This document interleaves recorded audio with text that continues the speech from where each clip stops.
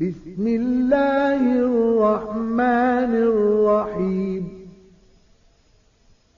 ألم تر كيف فعل ربك بأصحاب الفيل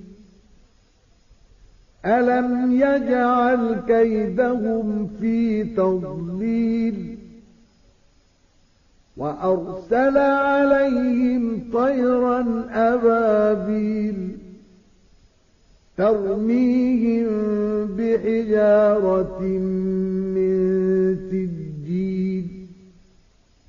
فجعلهم كعصف مأكول